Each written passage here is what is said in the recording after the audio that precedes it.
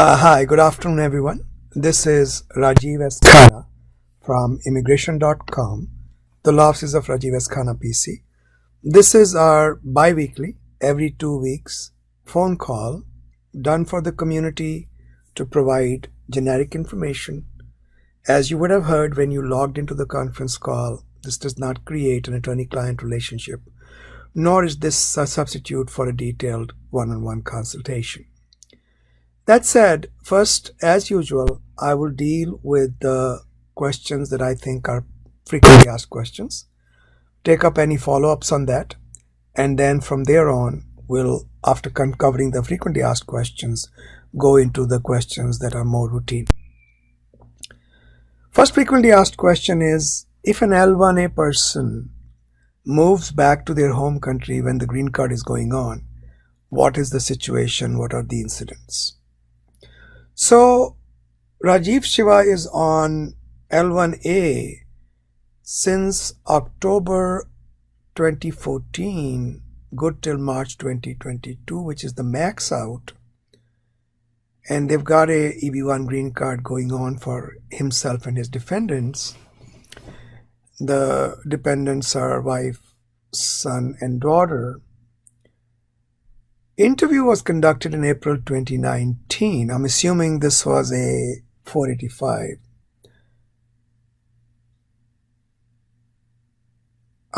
In case I have to move back to home country due to change in employment situation in US, can we apply for accelerated processing? And the answer is probably not. There is no ground here for an expedite. So you probably will not be able to expedite this. Can I continue pursuing the green card staying out of the US? Theoretically, at least, the answer is yes. But you probably will have to either coordinate with your lawyers or convert the case to consular processing so that your green card interview can be conducted at the US consulate in your home country. Can families stay back in the US? That's a much more tricky question. Someone who's on L1, H1, that kind of visa, is supposed to remain in the US if they want their dependents to remain here as well. If you move back, their dependents cannot stay back, but they do have a green card going. So a much trickier, more tricky question is whether you can process your green card through consular processing and they continue with the 485 and stay in the United States based upon their own 485s. They cannot stay based upon their L2s, but can they stay here based upon their 485s? That's, I think, a trickier question to answer, and I will have to look at the law. I cannot answer it off the top of my head. But staying on L2 would not be possible. That's not allowed. But staying on 485 while you do your consular processing could be a lot trickier. Now, another thing that could possibly be done is if you move back to the United States, move back to your home country, but in the meantime, you continue to maintain your advanced parole, etc., so that it can be argued that your 485 is still active and hence your dependents can continue to process their 485 with you, is an option that you should have your lawyers look at. But that in a nutshell is your situation. *5 on your phone if you have a follow-up question on this. Press *5 if you have a follow-up question on this. Okay, let's go on to the next frequently asked question. So this is also an interesting question, also concerning EB1C category. For Ram, what has happened is he's here on an H1 since 2011, waiting for my I-140 under EB2 to become current. But before entering, for 3 years he had worked as a managerial employee. Both employments were with the same company. Now, this creates an interesting situation. Normally, the law says if you want to apply for an L1 or an EB-1C based green card, you must have worked for a parent, subsidiary, affiliate, branch, etc. of this company outside the USA for 1 year out of the last 3 years. But here, last 3 years would end at 2017. So one would think that this does not qualify, but one would be wrong, because there is an exception to this rule of 1 year out of the last 3. And the exception is as follows. If you are working for IBM India from 2008 to 2011 as a manager, then in 2011 you move to USA, continue working for IBM USA. 9 years you've been working with them, you can actually still apply as an EB-1C if you continue to work for the same company inside USA. Even if you're on H-1B, you can actually be converted to an EB-1C or applied under EB-1C, because your 1 year will be counted not the last 3 years, but the last 3 years from the time you first entered the United States. So you could potentially apply for a green card. Okay. Star 5 if you have a follow-up question on this. Star 5.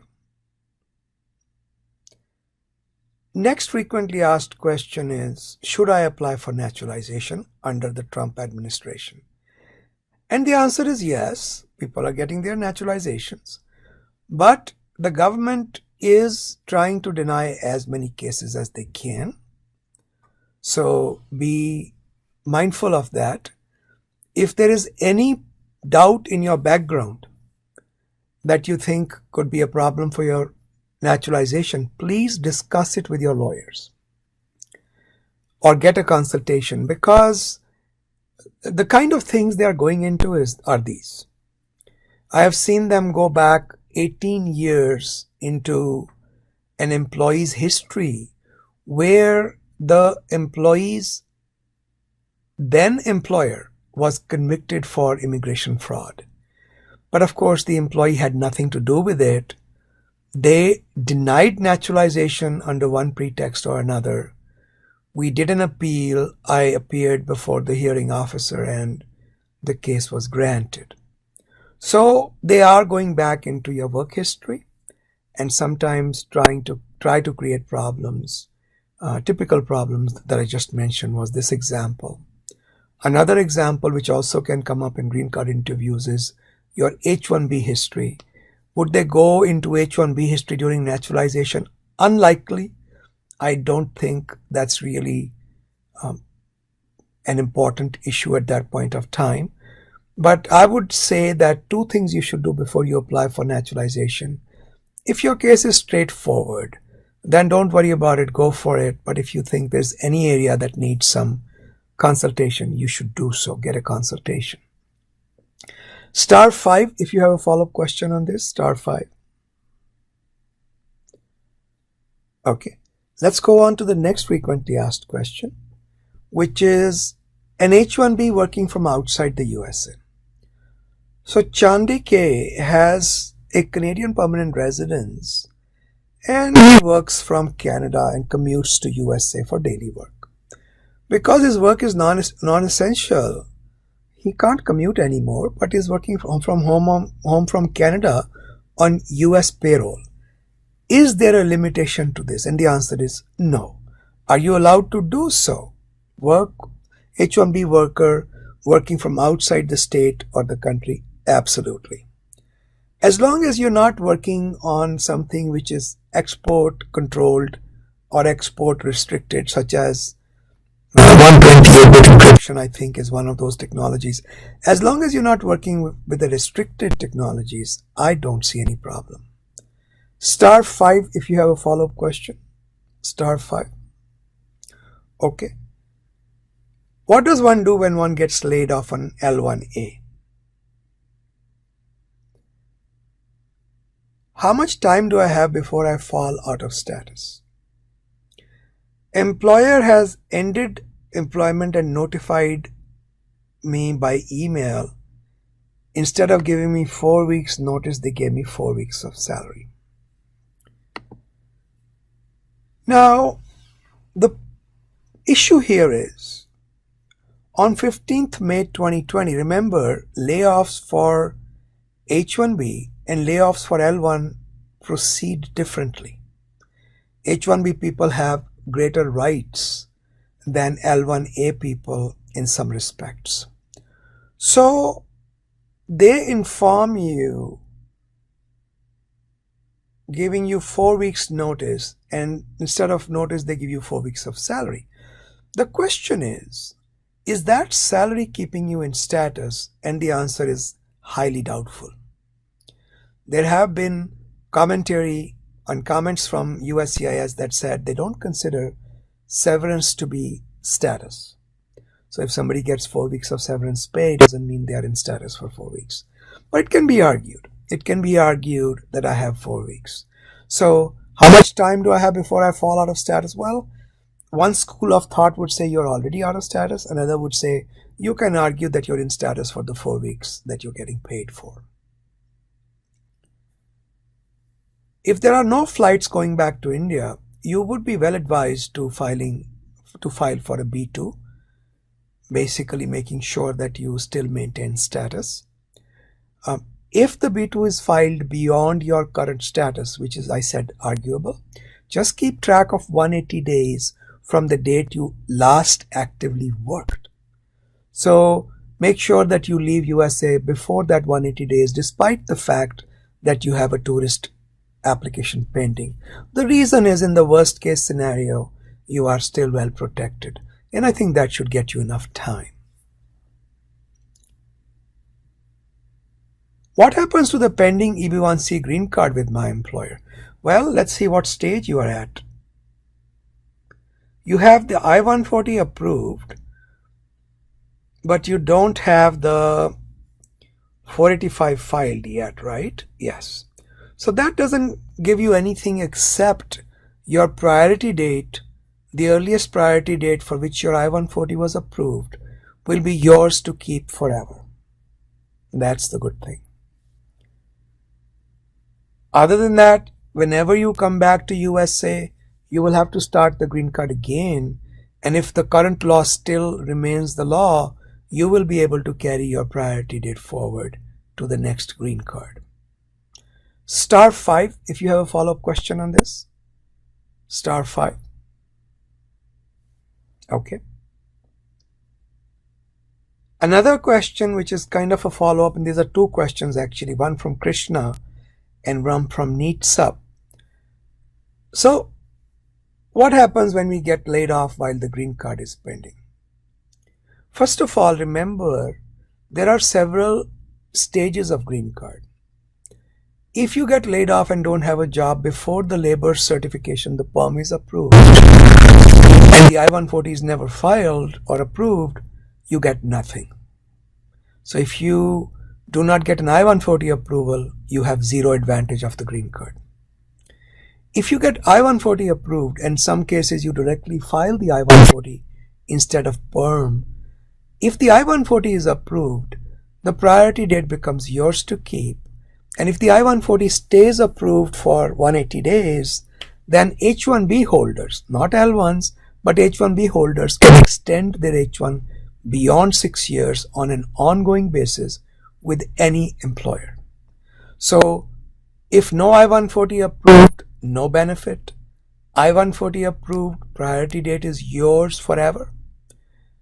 In addition, if you're an H-1B holder and your I-140 stayed approved for 180 days, you can keep extending your H-1B beyond 6 years with any employer. But do remember, you have to file for a green card again through the new employer. If I lost my job because of Corona situation, how much time do I have to find a job pending AOS? So here the adjustment of status is pending. And now coming back to our situation, if the I-140 is approved, some benefits. If adjustment of status is filed and stays filed after the I-140 is approved, let me rephrase that. If the I-140 is approved and the 485 has been pending 180 days, you get the right to join any employer with the same or similar job, even EB-1C people. Same or similar job. And you can just transfer the green card over. You don't have to start all over again. Difference between I-140 approved and I-485 filed pending 180 days is that pending AOS, adjustment of status 485, gives you the right to transfer the green card entirely. But the I-140 approval only gives you the right to take your priority date. Another interesting point of distinction is that when you have an AOS pending and you move, you have to find a same or similar job. But if you have an I-140 approval, the priority date can be transferred from category to category to job to job. So for example, if you had a degree in electronics engineering and your green card was filed under electronics engineering category, you got your I-140 approval, then you went on to MBA and got MBA done, and the next job you got was VP operations in a leather shoe factory. If you start the green card over again, the jobs don't have to be same or similar than an electronics engineer job. You can transfer the priority date to any job, anywhere, in any category. And you can also go from EB1 to EB2, EB2 to EB3. Any categories, employment-based categories, the priority date can be transferred. Okay. Once company informs H-1B termination, then do we get our RFE for proof of employment? Now, this is typically when they revoke your H-1B, I don't think you're going to get an RFE. And I do not know if the government should even be bothering with you. They might get you. I don't think there's a consistent policy in this. I have seen government issue notice of intent to deny or RFEs in these cases, but not consistently. So be prepared for it, but it's not inevitable that it's going to happen. The second set of questions came from neat_sup. So I-485J is already approved in this case. What happens if I lose my job? Well, you'll just simply file, when you are ready, another 485J. Will the green card be sent to my current employer's attorneys? Green card is sent to you. Unless you have signed any paperwork requesting that the green card be sent to your lawyers, green card should be sent to you. Okay. *5 if you have a follow-up question on these two issues, guys. *5. All right. Let's go on to the next frequently asked question, if we have any. It looks like those were all the frequently asked questions. Now let's get into the regular questions, those that are not frequently asked. I have to leave at exactly 1:25, guys, because I am to get into a call at 1:30. So I'll do the best I can with the time I have. That said, the first question today was J_PK. I-140 approved in EB2 with employer A, software engineer. I'm working for employer B on H-1B. Employer A is planning to rehire me as a product manager.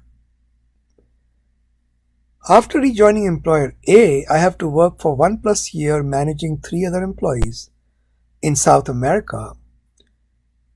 Will I be eligible to port from EB2 to EB1? Look, there are issues here that I cannot comment about. But in theory, it is perfectly acceptable for you to go from EB2 to EB1C if you have worked as a managerial employee for a branch, subsidiary, etc. of this company outside the United States. But would your job qualify? Would the fact that your payment coming from USA be an issue? These things should be looked at by your lawyers. There are too many moving parts here for me to comment. *5 if you have a follow-up question on this. Press *5 on your phone. Okay. Let's go on to the next question.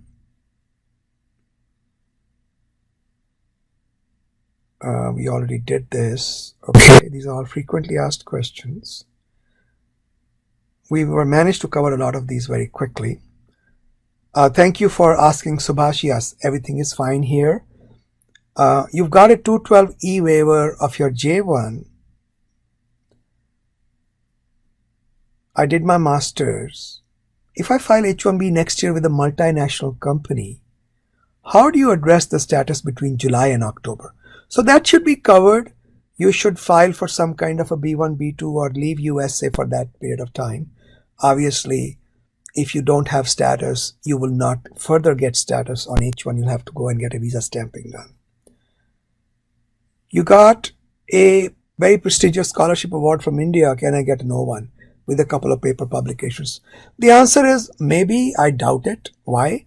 Because first, they have become a lot tougher with O1s. And second, O1s are supposed to be for people who are considered to be at the top of their professions, or at least very, very good at what they do. Government is more easygoing on O1s than they are on EB1As, but the criteria are similar. So no, you cannot bank upon it. You can try, but it's not guaranteed. Star 5 if you have a follow-up question. Star 5. Okay. I don't know where you are calling from. Hi, good afternoon. Where are you calling from? I'm calling from Salt Lake City, Utah. Utah. Okay. Go ahead. Yeah. And the follow-up question would be, I got my waiver last week, and I'm planning to pursue PhD. I got an offer from one of the university. Is it possible to transfer my studies from my current school to the new school? On a J1 or an F1? On a J1. Now I can't change my status, right? No, but you've got your waiver, right? After waiver, you should be able to change your status. Yeah, but how long will it take to change the status from J1 to F1? Yeah, that's another problem. See, the issue I have with J1 to J1 is, does that put you into another category where you have a new waiver that is needed? So if the J1 is not subject to the 212E home residency requirement, by all means go for it.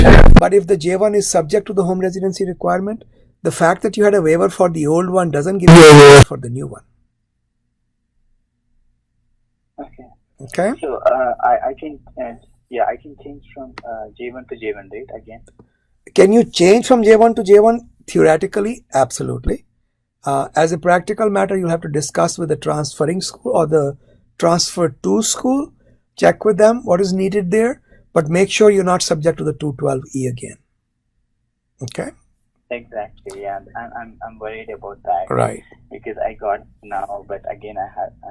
Again, I don't want to go through all this process. Exactly. But after getting waiver, I read a couple of articles that it's not possible to transfer your CVs from current school to. I don't know. I don't think that is an issue. Personally, I've never encountered that issue, but I don't think it is a problem. That's why I said double check with the transfer to school and make sure that's not an issue with them.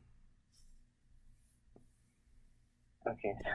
And the other follow-up question would be,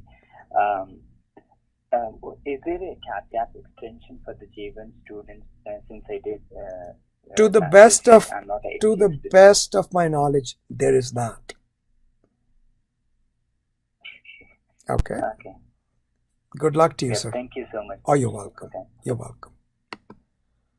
Okay. Next question is from T. Sharma 786. Sid. Wife and I are on H1B. Her extension got an RFE. They don't want to respond to the RFE. I'm thinking of doing an H4 plus EAD. Can we file a change of status H4 plus EAD in parallel? You can, just make sure that her original I-94 is still valid. Because if you apply for an H4 EAD outside the I-94 and the H1 gets denied or the RFE doesn't get responded to, you will not get the H4 within USA. She'll have to go outside USA, get an H4 visa stamp, apply for an EAD again when she comes back. Does it have any impact on the H1B? No, it does not. If things don't work out as follows, let's say you get the H-1B approval and then 10 days later or even 1 day later, you get H-4 approval, then she's considered to be on H-4, not H-1. So the practical solutions would be as soon as the H-1 is approved, immediately get on the phone and withdraw the H-4. Okay. Star 5, if you have a follow-up question on this, star 5. All right. Member 24 says, can the amendment petition be filed with extension 1 year before the expiration of the current petition? Assuming you're talking about the H-1B, the answer is an extension can be applied only 6 months ahead of the expiration. But let's say you have 1 year remaining and you are filing an H-1B amendment. Can you combine that with an extension? You can try. Government is inconsistent. Sometimes in these cases, they will only give you the time remaining, which is 1 year, and sometimes they'll extend it all the way to 3 years. If the amendment with extension is denied, will the original petition still remain valid? Yes. The denial of the amendment with extension will not affect your current approval. Star 5, if you have a follow-up question on this, star 5. Okay. Uman says, I'm an H-1B visa holder, good till 2021. Feb 2020, terminated from the job, went on 60-day grace period. April 27th, filed a change of status to B2. May 1st, accepted a job from a reputed tech company in Bay Area. They want to process consular processing to activate H-1B status, but that can take 2 to 5 months. Would it be better to file a backdated Nunc pro Tunc H-1B transfer petition instead? You cannot start working if you are outside the 60-day period already. So even if you filed hoping for a Nunc pro Tunc approval, that doesn't give you permission to work in the meantime. See, the main concern is how soon can I start working? And the answer is until the H-1B is approved and activated, whether through your, I wouldn't call it a Nunc pro Tunc approval, I would call it an approval from the date filed. You would not be able to start working until that is approved and activated either through change of status / extension within the US or through the consular processing. So if I were you, I would file it as a status within the United States. Still can't start working, but if government decides to forgive your status issue, you should be able to start working as soon as the H-1B is approved. If they file it as a consular processing, that's the fallback anyway. So you are playing a game in one case. In the second case, you are just giving up the game and going for consular processing. What's the point of that?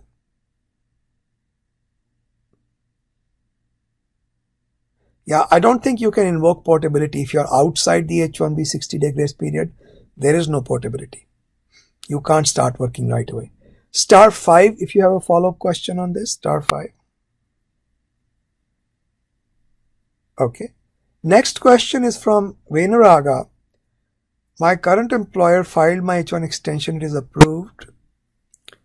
I did apply for H-4 extension for my partner based on this H-1.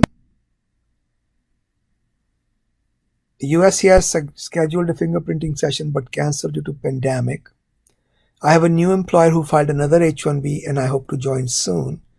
Should I apply for another H-4 extension? You shouldn't have to, because an H-1B is attached to different employers, but H-4 is attached to you. So it doesn't matter how many employers you change. You can apply for a second time, but you're not required to. That's up to you. Star 5, if you have a follow-up question on this. Star 5. Okay. Next question is exec transfer. My cousin is on F1 visa, graduated this month from a master's program, can get STEM extension, applied for post-completion EAD 2 months prior to graduation but hasn't received it. She did 5 months off campus work during graduate school for internship. So I'm assuming that's covered under CPT. Does the 5 month of internship get subtracted? Under the current rules, it should get subtracted. Maximum period of unemployment during OPT seems to be 3 months, 90 days actually. Does that mean if she doesn't receive her EAD in time, she could be out of status? I think what she could do is she could start volunteering her time in her own field. I think that's the practical solution for 20 hours each week. Because remember, first year of OPT does not have to be paid, and it can be part-time, just 20 hours each week. That is the backup I recommend. Start volunteering her time. Don't get paid for it. She can work as a graduate assistant for a college professor in her field or any such job. Star 5 if you have a follow-up question on this. Star 5. Okay. Let's go on to question number 16.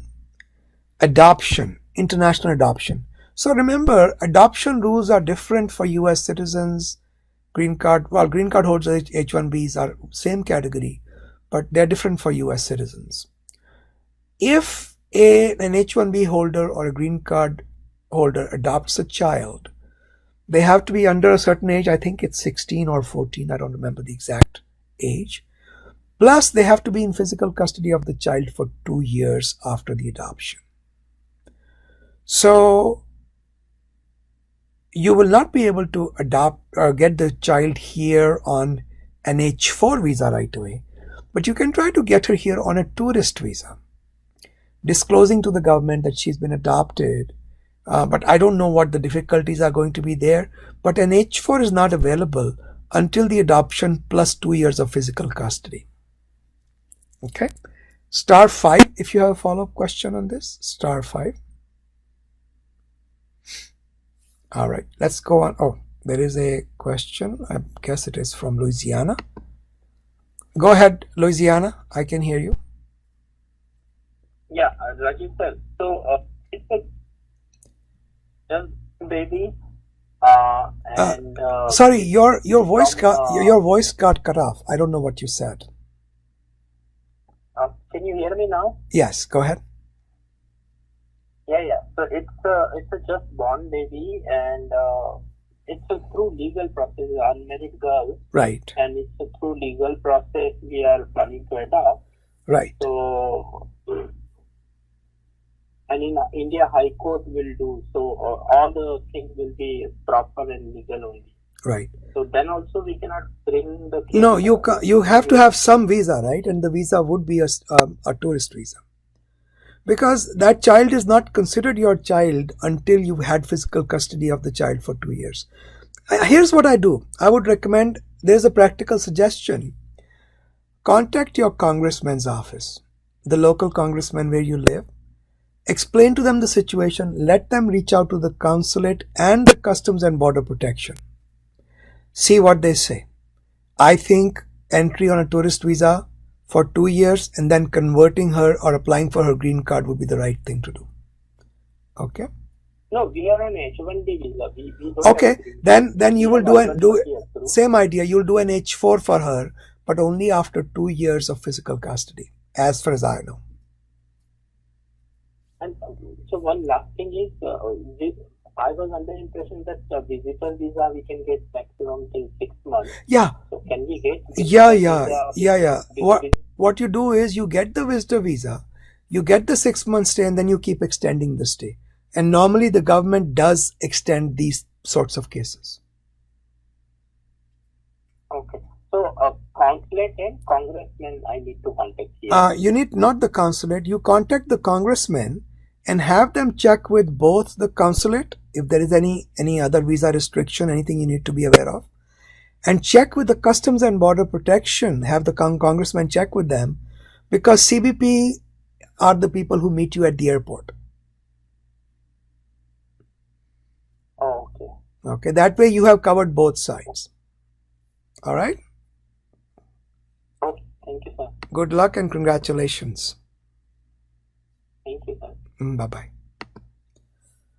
Okay, so next question. This is the last question for the day, after which I have about 10-15 minutes to answer any other questions. So the last question is, can an F1 student work remotely in the US for a foreign company? And the answer is, I'm not sure there is a clear answer to that question. I've heard my colleagues, other lawyers, say that they've checked with the Customs and Border Protection, ICE as USCIS, and the consensus of the opinion seems to be, if the company has no connection with USA, they make no money in USA, the work is not being produced in USA, and it's strictly in the foreign country, then maybe it's legal to do so. I'm not sure. I do not know the answer to that question. Can I work without remuneration? You can work without remuneration for any company you like as long as it's legal for that company to do so. So if there's a company outside USA and you're working without money for them, that's no problem. But if your parents receive or you get it in the foreign bank account, that's the same thing as working for the company. That doesn't change anything. Okay? So working without pay is okay. Volunteering your time is okay. I don't know what the legality of working for a foreign company on US soil is. I don't think there's a clear answer. *5 if you have a follow-up question on this. *5. Okay. Does anyone have any question? Press *5. Let me see how many questions I can do. Okay. So far we have 1, 2. Oh, that's easy. We've got 2 questions. All right. Let's take area code 313. Area code 313, where are you calling from? Hello, Rajesh. This is Arpit. How are you? I am good, Arpit. Where are you calling from? Michigan. Michigan. Acha. ठीक है. From Go ahead. Michigan, sir. Go ahead. Sir, the thing is, I currently work for my employer through a contract house or a contractor. Okay. And I'm currently on my OPT extension. Okay. So my OPT extension EAD card expires on June 4th this year. Okay. My contract house filed for my H1B and it got picked in the lottery. Okay. And they're submitting my documents for approval. Okay. Now this will make me go to the cap area. Right. And that's only good till September 30, right? Right. So if my approval doesn't come till then, will I be out of status? Oh no. You won't be out of status. You just can't work. Okay. And actually, as a backup option, I already applied. I actually applied for PhD, and I got approval. But I was actually supposed to start in summer, but due to the pandemic, I extended it till fall semester.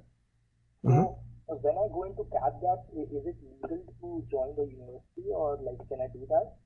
And that your school can best answer. I don't know what the finer points of transfer of schools on cap are. Check with the school. They'll be able to tell you what their procedures are. It's too tertiary for me to know the answer. No clue. I think you can. And would it affect my H1B application in any way? No, I don't see what effect it could have on your H1B. No, sir. Okay, and there's another question regarding that. So, due to the pandemic and the market depreciation, my company started to let go of some employees. Currently, I'm in the phase, but if this comes on the worst case scenario, if my company lets me go, how does it affect me in this with this whole cap thing? Yeah, I think you have a problem because if the H1B is not approved, it will not be approved. Okay. And it should not be approved. So you'll be stuck with no quota exemption. You're still stuck with the H1B quota. So the PhD is your only option at that point of time. Okay. So if I start my PhD, I can switch back to F1. Yeah, that's, like I said, straighten that out with the school. I don't see why not. I don't remember whether they, they might discontinue your service when you file for your cap H1B, but they can revive that through a data fix. I think that's what they call it. So yeah, check with the school, the transferring to school. Check with them, the PhD school, what they recommend. I don't think it should be a problem. Thank you very much, Rajesh. You're welcome. Good luck. Thank you very much. You're welcome. Oh, I have two more questions. Let's go to area code 201. 201 is New Jersey, right? Hello? 201? Oh, let me just do it again. I'm sorry, I screwed that up. 201, I can hear you now. Go ahead, please. Yeah. So I have this one question, simple question. I'm on H1B right now. I'm working, but I have also applied for a master's in a university, and I've gotten an admit from the university. Now they have agreed to change the master's to an online master's program. So am I allowed to do master's while I'm working Yes, for an employer? absolutely. If you are on H1B, you can be taking online courses. I don't see any problem with that. But if you wanted to convert to F1, there is a limit to how many courses you can do online.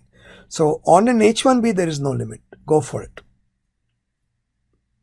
Okay. So I can do my online master's Absolutely. without having to inform my employer. Absolutely.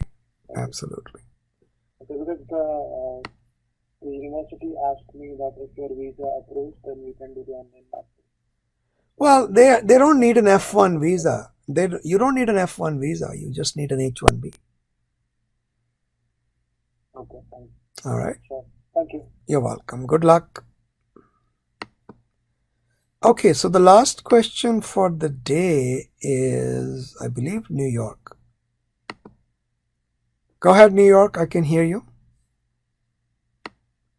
Yeah, Rajiti, I want to check with you for a H1 transfer. If I get a new employer, is there a minimum salary regulation we have to go with? Yes. Yes. Absolutely. H1Bs require a minimum level of salary depending upon which county and state the job is located in, what the job categorization is, and what the job seniority level is. Okay.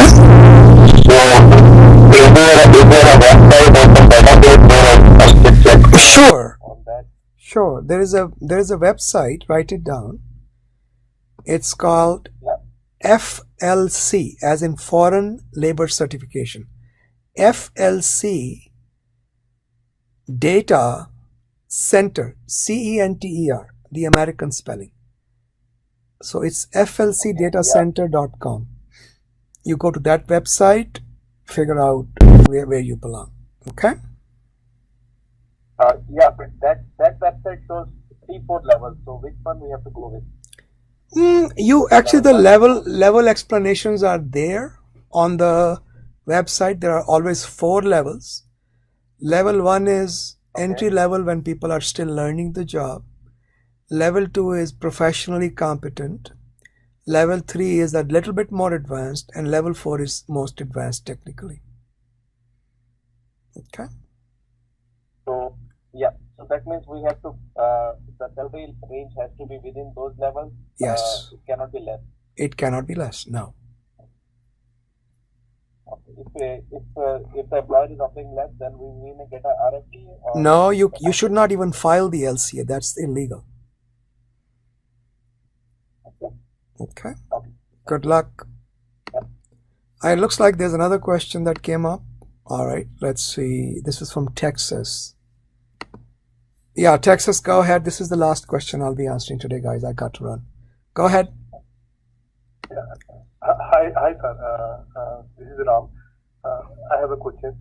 So, with the recent executive order signed by Mr. Trump barring the immigration into USA, I think for the green card application, does this in any way impact the EADR advanced payroll extension application? It does not, Ram.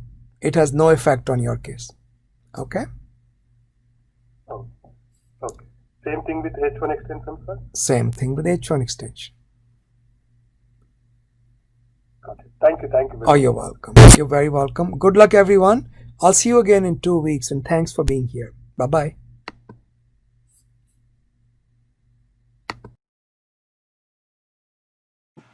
Every other Thursday, at 12:30 p.m. Eastern Standard Time, we host free community conference calls. Everybody is welcome to join.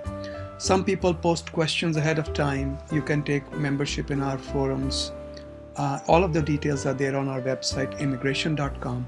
You can take membership ahead of time, and it's instantaneous. It happens right away. And post your questions beforehand, or you can just log in.